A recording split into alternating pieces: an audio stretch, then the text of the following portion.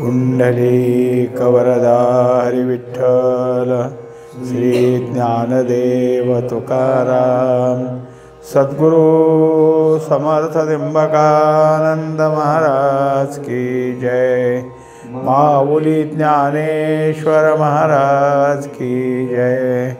जगद्गुरु तुकाराम महाराज की जय। श्री गुरुदेव दत्त। अध्यास चालू विषय आपला, त्याच्यामध्ये की अध्यासाचे प्रकार कसे आहेत, किती आहेत हे आपण पाहिलं। आणि विशेषतः परमात्म्याचं जे सामान्य ज्ञान आहे ते अज्ञान विरोधी नाही, त्यामुळं परमात्म्याच्या ठिकाणी अखंड ज्ञानानं आपल्याजवळ जे जे काही आहे ते स्पष्ट होतं। अर्थात अध्यासाचं प्रकाशन कोण करतं, तर सामान्य ज्ञान करतं। म्हणजे सामान्य ज्ञानाला अध्यासाचा काही अडथळा होत नाही, ते आहे तेच। आता त्यासंबंधी बाकीच्या गोष्टी अशा सांगितल्या की अध्यास निघण्याकरता तुम्हाला ज्ञानाचीच गरज आहे। कारण ज्ञानानं, तर ज्ञान कशाचं, तर ज्या वस्तूवर अध्यास झाला आहे त्या वस्तूचं। अर्थात जसं दोरीवर सर्प भासला तर दोरीचं ज्ञान झालं म्हणजे सर्प आहे असं वाटणारच नाही। तसं जगत अध्यास जर आपल्याला होत असेल तर परमात्म्याचं म्हणजेच ब्रह्माचं ज्ञान व्हावं, अर्थात जगत भ्रम कमी होईल। हेच सांगण्याकरता नंतर असं सांगितलं की तुम्हाला ज्ञानप्राप्तीकरता संताकडेच जावं लागेल। एरवी तुम्ही इतर काही केल्यानं तुमच्या ठिकाणी ज्ञानप्राप्ती होणार नाही। अध्यासाची घटनाच विलक्षण आहे। आरंभी अनिर्वचनीय पदार्थोत्पत्ती कशी होते ते उदाहरणाने दाखविले आहे। त्याप्रमाणे आरंभी कारणदेहात ज्ञानावर अज्ञान विवर्त झाले। का झाले, कसे झाले, त्याला कारण काय याचा तपास केला तरी ज्ञानाचा ज्ञानीपणाच कारण झाला। केव्हा झाला त्याचा पत्ता नाही, अनादी घटना आहे असे म्हणावे लागते। आता त्याच्याकरता त्यांनी दाखवलं की एक सुरुवातीला असं दाखवतात की हे कसं घडलं, तर मुळातच असं आहे की हे जे काही ज्ञान आहे त्या ज्ञानावर कारणदेह म्हणजेच अज्ञान, या अज्ञानाचा अध्यास झाला। हा कसा झाला, कुठे झाला, कधी झाला हे सांगताच येत नाही। कारण काही गोष्टी अशा आहेत की त्याला उत्तर नाही, आणि उत्तर नाही म्हणून त्याला अनादी असं म्हटलं गेलं। आमच्या पाठीमागं संसार कधीपासून लागला नाही सांगता येत। आम्ही जीवपणाला कधीपासून आलो ते सांगता येत नाही। जसं एखादं झाड आहे, ह्या झाडाचं बी अगोदर आहे आणि मग झाड आलं, मग बी अगोदर का झाड अगोदर हेही सांगता येत नाही। त्याप्रमाणे याच्याविषयी काही सांगता येत नाही, ते अनादी घटना आहे। पण या ज्ञानावर अज्ञान झालं म्हणजेच कारण अध्यास झाला हे मात्र आहे। यातही आरंभवाद, परिणामवाद व विवर्तवाद असे 3 प्रकार आहेत। पहिल्या 2 वादाची चर्चा येथे घेण्याने प्रवाहात अडथळा येईल, म्हणून वेदांताला मान्य असा विवर्तवाद याचीच आरंभापासून चर्चा केली आहे। आता जगत हे कसं त्या ठिकाणी निर्माण झालं त्याच्याकरता आरंभवाद आहे। आरंभवाद म्हणजे जसं दूध आहे आणि दुधापासून दही झालं, दही व्हायला दूध असावंच लागतं, म्हणून हा आरंभवाद। आत्ताच आपण पाहिलं की जसं एखादं झाड आहे तर झाडाच्या अगोदर बी असावंच लागतं, बी हे त्याचा आरंभ आहे। एखादा दागिना झाला तर त्याच्या अगोदर सोनं असावंच लागेल, सोन्याचाच दागिना होतो, हे आरंभ। आणि परिणामवाद काय, की जे आहे त्याच्यावर परिणाम होणं, मग त्या परिणामाप्रमाणे त्याचे जे काय आहे बदल होत गेले. तर वस्तू आणि वस्तूत झालेला बदल, जसं आत्ता आपण आरंभवादात दही सांगितलं ते दुधाचा परिणामच आहे, पण विवर्तवादात त्याच्यापेक्षा वेगळं. जसं आत्ता दोरी आणि सर्प, याच्यात दोरी सर्प जसा असतो तशी वाकडी तिकडी पडली म्हणून सर्पाचा आम्हाला भ्रम आहे.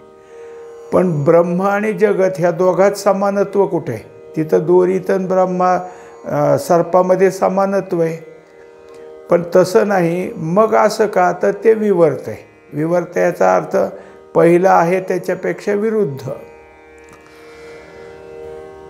पहिल्या दोन वादाची चर्चा येथे घेण्याने प्रवाहात अडथळा येईल, म्हणून वेदांताला मान्य असा विवर्तवाद याचीच आरंभापासून चर्चा केलेली आहे.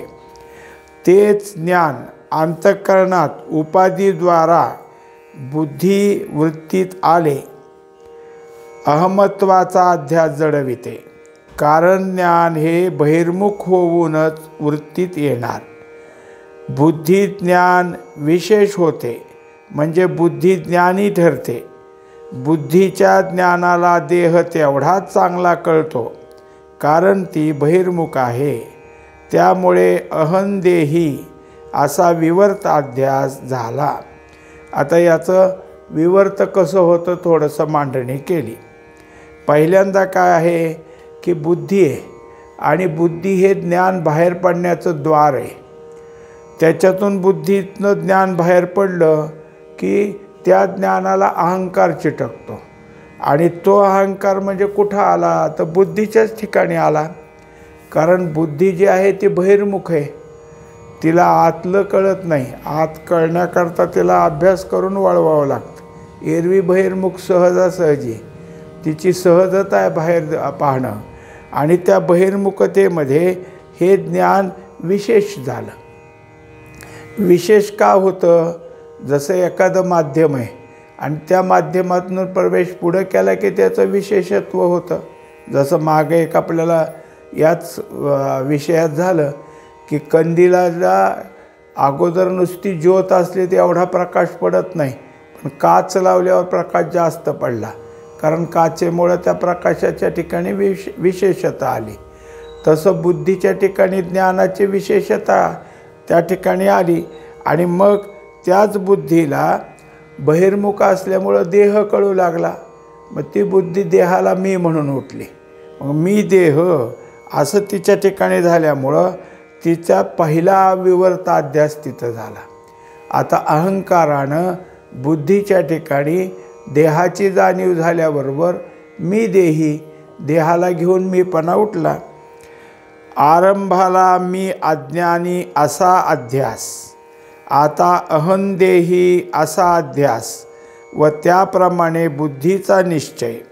बुद्धीचे इंद्रियद्वारा येणारे निश्चय पालटतील, पण मी देही हा निश्चय मात्र पालटत नाही. आता पहिल्यांदा काय आहे की अज्ञानाचाच अध्यास आहे. अज्ञान कुठून आलं कसं आलं काही माहीत नाही. वास्तविक अज्ञान काही नाही, पण अज्ञान ही कल्पना आहे, कल्पित आहे. कल्पनेनं अज्ञान त्या ठिकाणी आलं आणि त्याच्यातून हा बुद्धीच्या ठिकाणी आल्याबरोबर अहंकार जागा झाला. आता त्याच ठिकाणी बुद्धीला अहमदेही असं उभं राहिलं आणि तीच बुद्धी अहमदेहीचा निश्चय करून गेली. बुद्धीला निश्चय करणं हा तिचा धर्म आहे.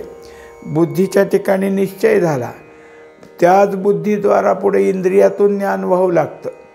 पण इंद्रियद्वारा झालेला एखादा अध्यास हा काय होतो, एक वेळ आपल्याला समजून आला तर तो निघून जातो.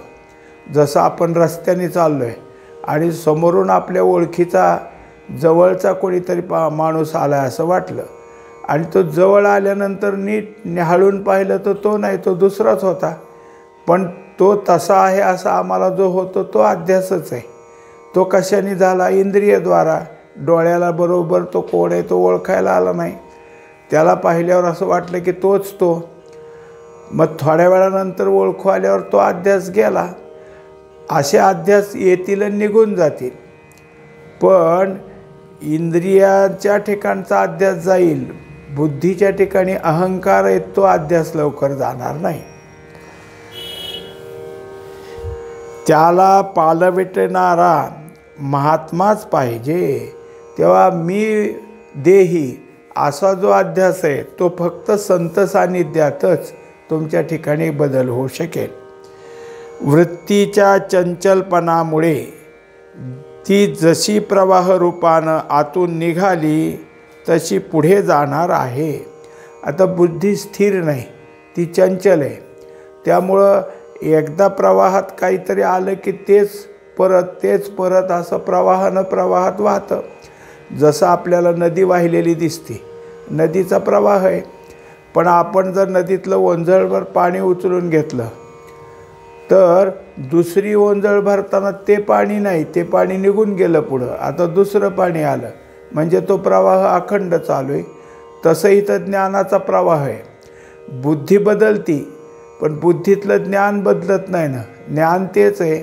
त्यामुळं बुद्धीत काहीतरी बदल झाला असं आपल्याला वाटत नाही, पण त्या बुद्धीत असलेला अहंकार त्या ज्ञानाला धरून पुन्हा अहंकाराची ज्योत तिथं राहतेच. वृत्तीच्या चंचलपणामुळे ती जशी प्रवाहरूपानं आतून निघाली तशी पुढे जाणार आहे. स्थान महात्म्यामुळे चंचलपणाही वाढणार आहेच. आता तिच्या ठिकाणी काय आहे, ती जिथं थांबते ते स्थान म्हणजे परमात्म्याला ज्ञान बाहेर काढायचं दार आहे. आणि त्यात पहिल्यांदाच तिथं असल्यामुळं ते बुद्धी चंचल होत राहते. चंचलत्व कशामुळं, तर अनेक प्रकारचे त्या ठिकाणी काय आहेत, संस्कार आहेत आपले पूर्वीचे, आणि ते सगळे संस्कार तिथंच साठवून ठेवलेत. पूर्वजन्माचे आहेत. या जन्मात आम्ही पूर्वी काय काय केलं, कसं केलं, काय केलं तेही तिथंच आहे. आणि त्या ज्ञानात ते संस्कार सगळे काय करतात, ते या ठिकाणी येतात. आता या ज्ञानाला किंवा त्या संस्काराला जागं पण कोण करतं, तर बुद्धी बहिर्मुख असल्यामुळं तिथं ते प्रवाहानं होतं. त्याला एक उदाहरण सांगतात की जसं एखाद्या नदीच्या किनारीचं गाव आहे, त्या गावाला नदीचंच पाणी प्यायला आहे. आणि जेव्हा उन्हाळ्यात नदी आटते मग पाणी काय करायचं, तर त्याच्यात खड्डा करतात आणि त्या खड्ड्यात पाणी यायला लागतं. पण त्या नदीतच खड्डा असल्यामुळं नदीच्या पात्रामध्ये सगळीकडे वाळू, आणि जर काही वारं सुटलं तर त्याच पाण्यात पडतं. पण पाणी भरणारानं अजिबात खाली धक्का लावला नाही पाहिजे. तसं पाणी भरलं तर ते स्वच्छ पाणी. पण कुठंतरी तुमचं भांडं खालच्या दाह्याला लागलं की सगळं गाळ वर उचमळून येतं. तसं आहे, बुद्धी नुसती असती तर काही नाही. आपण एका दिवस काय आहे काहीच विचार करत नाही, नुसतं झोपीतनं उठलो आहे तर लगे आपल्याला काही सुचत नाही. पण अहमपणा जागा झाला की झालं लगेच, माझं असं, माझं तसं, किंवा माझं हे कर्म सुरू झालं. अहंकार कसा जागा होतो, तर हे बुद्धीला जसं आत्ता आपण पाहिलं की पाण्याचा खालच्या तळाला धक्का लागणं, तसं अहंकार त्या जे आमचे पूर्वीचे स्मरण आहे त्याला धक्का लावतो. अर्थात पुढं आपल्याला तेच पुढं इंद्रियद्वारा बाहेर येतं. त्यामुळे बुद्धीच्या सात्विकतेचे रजोगुणात रूपांतर होणार आहे. त्या गुणाप्रमाणे तेही अध्यास घडणारच. त्या ठिकाणी ममत्वाचा म्हणजेच इदंत्वाचा अध्यास वाढतो. आता पहिल्यांदा काय झालं की चंचलत्व आलं, अहंकारानं जागृती दिली की बुद्धी जी आहे ती पूर्वी कशी शांत होती, शांत म्हणजे काही आठवलं नाही म्हणजे शांत, ती सात्विक. आणि अहंकारानं तिथल्या जे काही स्मरण आहे त्याला जागं केल्याबरोबर रजगुण उठला. रजगुणामुळं त्या ठिकाणी ती बुद्धी परत चंचल झाली. आता त्या गुणामुळं तिच्या ठिकाणी दुसरा अध्यास असा उभा राहिला की तो अध्यास म्हणजे जसं मी हे अहंकाराने उभा केलं तसं दुसरा अध्यास म्हणजे हे माझं आहे. आता अहम आणि इदम म्हणजे हे माझं, हा आता इदंत्वाचा अध्यास पुढं उभा राहिला. मी एक आणि माझं एक. जसं तुकोबाराय म्हणतात की मुक्त होता परी बळे झाला बद्ध, घेऊन या छंद माझे माझे. आता मीपणाचा अध्यास होता आणि माझेपणाचा त्याच्यावर एक अध्यास तयार झाला. कारण देहात अज्ञान विवर्त झाले, ते बुद्धिवृत्तीत अहन अध्यासाने किंवा कर्तृत्व भावाने बळावले. तेच अज्ञान मनोवृत्तीत ममाध्यासाने भोक्तृत्व भावाने अधिकच वाढले. तेच पुढे इंद्रियद्वारा विषयावर जाताना तमोगुणात रूपांतरित होणार आणि विषयाकार होऊन विषयच सुखरूप आहेत असा विवर्त होतो. आता त्याच्यात पुन्हा कसे बदल झाले पहा. एकदा का या बुद्धीच्या ठिकाणी कारणाचा अध्यास झाला की बुद्धी अहमाध्यासानं होते. अहंकार उभा राहिला की मी करता, मला हे कळतं, मला हे येतं, माझं मीच ते करत असतो.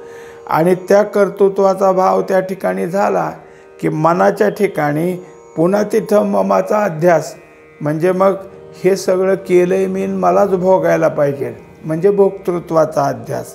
आता हे सगळं अधिकाधिक वाढत चाललं की मग नुसतं नाही तर इंद्रियद्वारा बाहेर पडलं आणि इंद्रियानं आपला जो काही विषय असेल ते विषय त्या ठिकाणी कसा भोगायचा विचार केला. विषय सहजासहजी मिळत नाहीत म्हणून तिथं तमोगुण उभा राहिला. मग सहज मिळाला ठीक, नाहीतर काहीही करायचं पण विषय मिळवायचे असा जो त्या ठिकाणी भाव जागा होतो तो त्या ठिकाणचा विषयाकार झालेला, म्हणजेच त्याच ठिकाणी हे सगळं विवर्त झालं. एकातून एका पुढं आलं की झालं.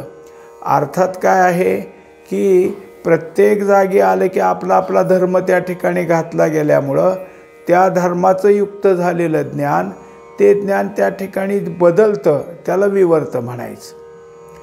म्हणजे कसं झालं, अज्ञान पुन्हा बुद्धी, बुद्धीतनं अहंकार, अहंकारातनं मन, मनातनं पुन्हा इंद्रिये, इंद्रियातनं विषय, असं माध्यम झालं की त्या ज्ञानात त्या ठिकाणी त्यांचे त्यांचे धर्म आले. बुद्धीचा धर्म आला, अहंकाराचा धर्म आला, मनाचा धर्म आला, जे ते वेगळे, तिथं तिथं ज्ञान विवर्त होतं. इंद्रियातनं विषयापर्यंत झालं तर विषय भोगत असताना सुद्धा विवर्त होतं. म्हणजे मनुष्याच्या ठिकाणी काय, समजा इंद्रियाला विषय आवडला एखादा खाद्यविषय आणि तो मिळाला आणि खायला लागल्यानंतर त्याच्या लक्षात आलं की हे काय आहे, हे नवीनच आहे. म्हणून त्यांनी कोणाला तरी विचारलं, काय हो ह्याला काय म्हणतात? ते म्हणजे आम्हाला नाही माहीत. दुसऱ्याला विचारलं, तो म्हणला आम्हाला नाही माहीत.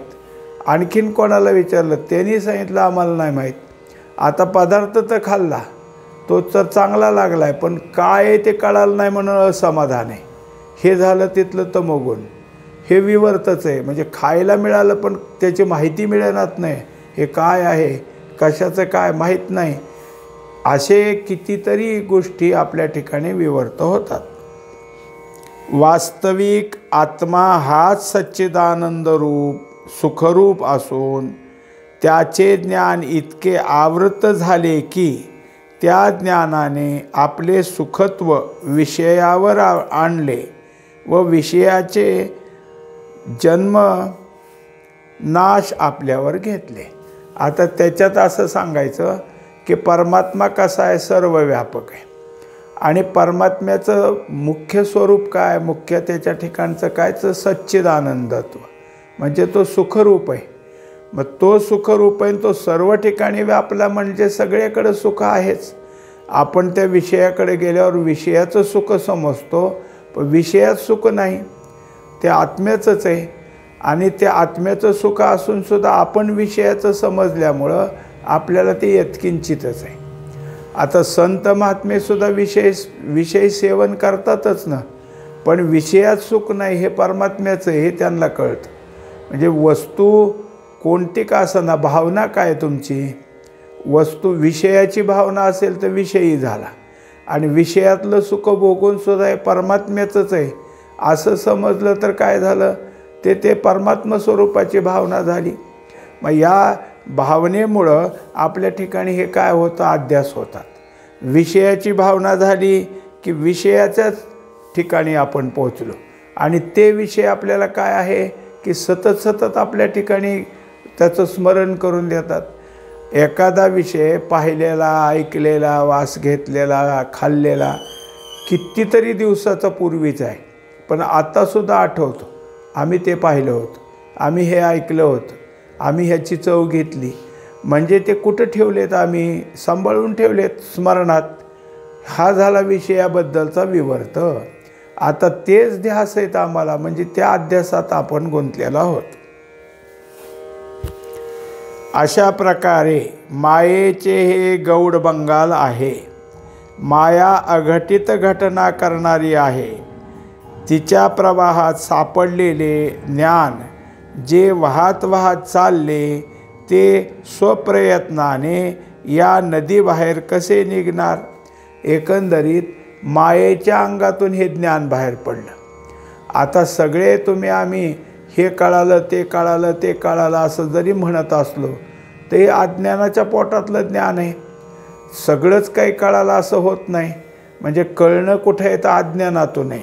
आणि हे अज्ञान कोणाचं आहे तर मायेचं आहे. माया ह्या सगळ्या गोष्टी कशी करते तर त्याच्यात सांगितलं अघटित. ती कशी घडवतील काय एक मात्र कळत नाही.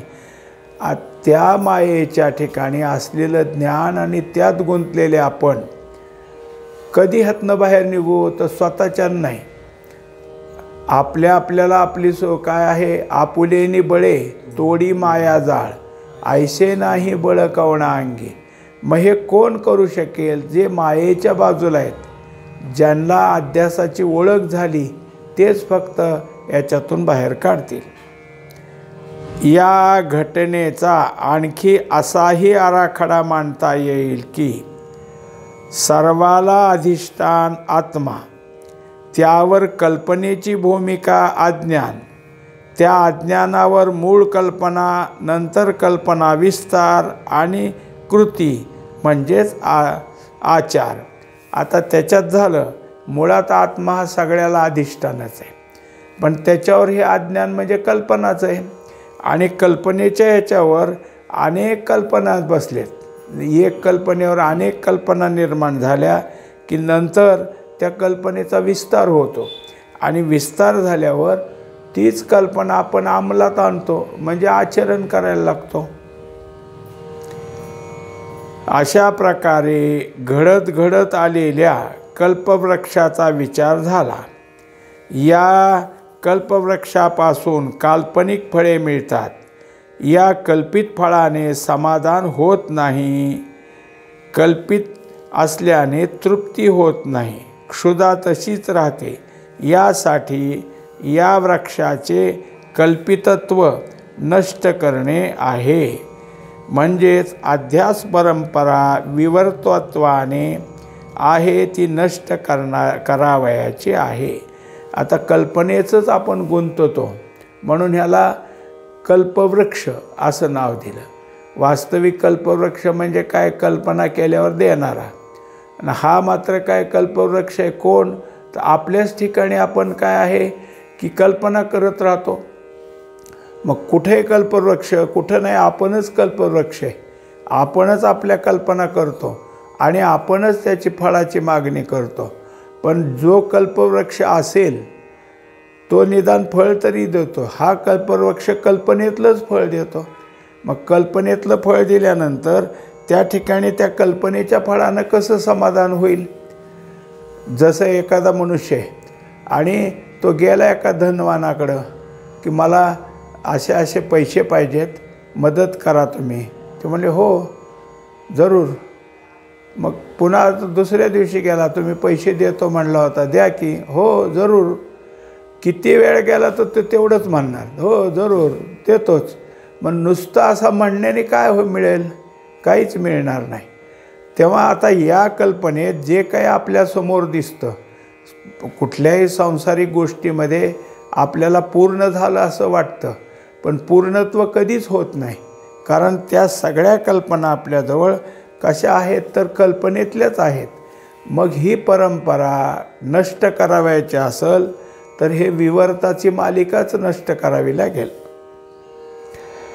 पंचदशी ग्रंथात आणखी 2 भ्रमाची म्हणजे अध्यासाची माहिती दिली आहे. ती अशी: 2 कपाटे असून एका कपाटात रत्न ठेवले व दुसऱ्या कपाटात दिवा ठेवला. त्या कपाटाच्या छिद्रातून दोहीच्याही प्रकाशाचे कवडसे बाहेर पडलेले आहेत. या कवडस्यावर 2 इसमांनी रत्नबुद्धीने धाव घेतली. हे कवडसे आहेत हे दोघांच्याही ठिकाणी मान्य आहे. दोघांनाही दीपप्रकाश कवडस्याची व त्या ठिकाणी रत्नबुद्धीची जी ठिकाणं धरली आहेत ज्याला रत्नबुद्धी धरली त्याला रत्नाचा लाभ झाला व ज्याने दीपबुद्धीला रत्न समजले त्याला त्या ठिकाणी काही नाही, परत गेला. उदाहरण काय दिलं की कपाट आहेत, त्याच्या छिद्रातून एकातून दिव्याचा प्रकाश पडतो आणि एकातून रत्नाचा. प्रकाश दोघाचा आहे, कारण रत्नही प्रकाश देणारा असतं, दिवाही. पण एकाने काय केलं की ह्या रत्न जिथून प्रकाश पडला आहे ते रत्नच आहे असं समजून त्या कपाटाकडे गेला, आणि दुसऱ्यानं दिव्याच्या प्रकाशाला रत्नच आहे असं समजून दिव्याच्या प्रकाशाकडे गेला. तर एकाला रत्न हाताशी लागल, दुसऱ्याला नाही.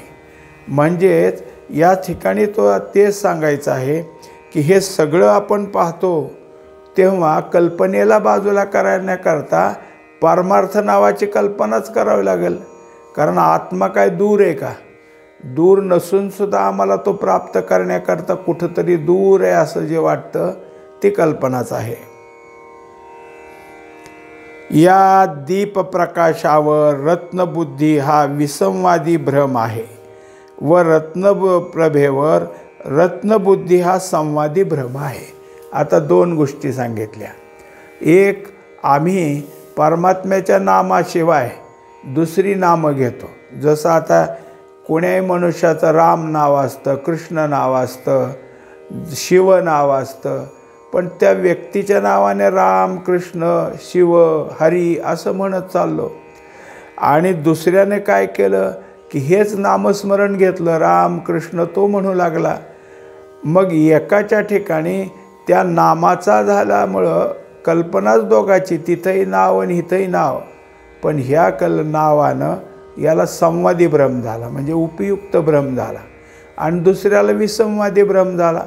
तो त्या व्यक्तीपर्यंतच जाणार, त्या व्यक्तीचंच काय असेल ते काम होईल अथवा न होईल. पण हे जे नाम आहे हे नाम परमात्म्याचं असल्यामुळं त्या नामाचा इथं फरक पडतो. मग रत्नबुद्धीला जसं रत्नच मिळालं आणि दीपाच्या ठिकाणी रत्न म्हणणाराला दिवाच दिसला, तसं नामानं भगवंत समजणाराला नामानं भगवंतच भेटेल. आणि दुसरा जो कोणी आहे त्याच्या ठिकाणी काय होईल तर त्याला विसंवादी भ्रमामध्ये दुसरंच. एक उदाहरण सांगतात पूर्वीचं, इंग्रज राज्य होतं तेव्हा, की एकाने काय केलं की सतत आपलं नामस्मरण घ्यायला लागलं. मग दुसऱ्याने तक्रार केली, त्यांच्याकडे गेला, म्हणला ही निष्कारण राम राम राम म्हणतो, त्याच्या राम राम म्हणण्याने काय व्हायचं, असं कधी राम होऊन गेला आणि काय हा राम राम म्हणतोय. मग त्याला बोलावून घेतलं, त्यांनी सांगितलं इंग्रज अधिकाऱ्यांनी, म्हणू नको, आता काय होतं त्याने, कशासाठी नाव घेतोस, घेऊ नकोस. म्हणलं ठीक आहे. परत ह्याने गेला की बाहेर काय केलं की त्याच अधिकाऱ्याचं चित्र काढलं, जसं तसं चित्र काढलं आणि रस्त्याने त्याचंच नाव घ्यायचं. आणि हा मूर्ख आहे, हा शहाणा नाही, हा असा आहे, त्या अधिकाऱ्याचं त्या चित्राकडं बोट करून म्हणायला लागले. मग पुन्हा त्यांनी सांगितलं, अहो ते तसं म्हणतोय, म्हणजे त्याला आण. ते चित्र हातात घेऊनच गेला आणि चित्राकडं बोट करून असंच म्हणायचा. मग ते म्हणले, अरे तसं का करतो, असं का म्हणतो. म्हणले, काय तुम्हाला म्हणतोय का, चित्राला म्हणतोय मी. म्हणजे चित्र माझंच आहे, माझ्या चित्राला बोलतो तो. मग तुमच्या चित्राला बोलल्यावर तुम्हाला कसं वाटतंय, तर मला ते आवडत नाही. मग तसं नाम घेतल्यावर तर भगवंताला आवडेल ना. त्याला भगवंताला नाम नाही घेतलं तर आवडेल, पण त्याचं नाम घेतल्याने आवडेल. मग नामानं सुद्धा काहीतरी काय होतं, त्या व्यक्तीच्या ठिकाणी त्याच्याबद्दलचा, नामाबद्दलचा प्रेम जागं होतं. म्हणून नामस्मरणानं काय झालं तर संवादी भ्रम झाला. नाम हे संवादीच आहे, कारण परमात्म्याला कोणीच नाव ठेवलेलं नाही. त्याच्यामध्ये माऊली सांगतात की ठेविलेनी नावेशी ओ देत उठी. त्याला काही नाव नाही, कोणतं तुम्ही नाव ठेवाल त्याप्रमाणे तो ओ देणार आहे. मग नाव ही कल्पना जरी असली तर संवादी भ्रम आहे ना.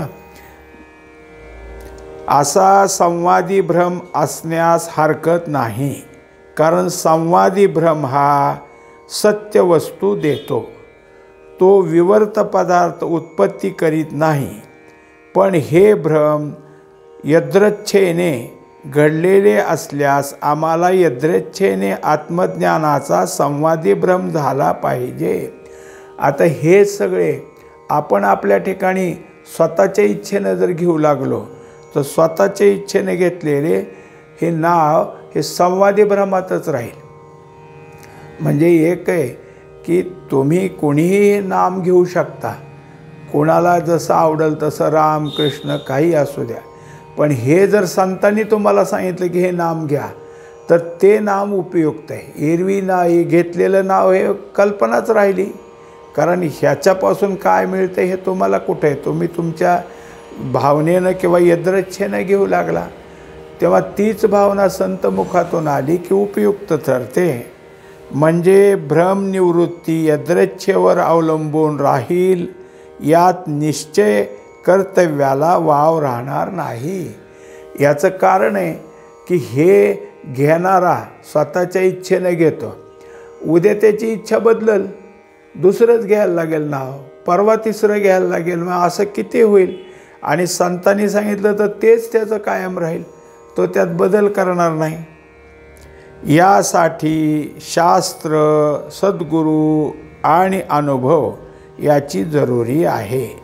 यात शास्त्र काय करते, सद्गुरू काय करतात व अनुभव काय करतो, तिघाच्या कामगिरी कोणत्या व त्यामुळे अध्यास निवृत्ती कसे होतात याचाही उत्पत्तीसह विचार करणे जरूर आहे. त्याप्रमाणे विचार पाहू. आता आपल्याला काय केलं की यात बदल कसा होतो ते सांगण्याकरता अगोदर शास्त्र आहे. शास्त्र म्हणजे जे काही वेदाधिक ग्रंथ आहेत ते, आणि मग सद्गुरू आहेत. सद्गुरू एक असे आहेत की ते मी सांगतो म्हणून ऐका असं नाही, हे शास्त्र सांगतं म्हणून ऐका. सद्गुरू कधी स्वतःचंच मी सांगतोय तसं नाही, शास्त्रात काय सांगितलं आहे त्याप्रमाणे सद्गुरू सांगतात. म्हणजे सद्गुरूला शास्त्राचा आधार आहे आणि सद्गुरूचा आम्हाला आधार आहे. मग शास्त्र अधिक सद्गुरू हे आमच्या अनुभवात आम्हाला पाहायचं आहे. म्हणजे जसं शास्त्राने सांगितलं, जसं सद्गुरूने आम्हाला सांगितलं, पण आम्हाला आला आहे का अनुभव, आपल्याला अनुभव आला तर मग हे विवर्त बाजूला निघेल. आता त्याविषयी पुन्हा समजून देतं लागलं. पुंडलिक वरदारी विठ्ठल श्री ज्ञानदेव तुकाराम सद्गुरु समर्थ त्र्यंबकानंद महाराज की जय. माऊली ज्ञानेश्वर महाराज की जय. जगद्गुरु तुकाराम महाराज की जय. श्री गुरुदेव दत्त.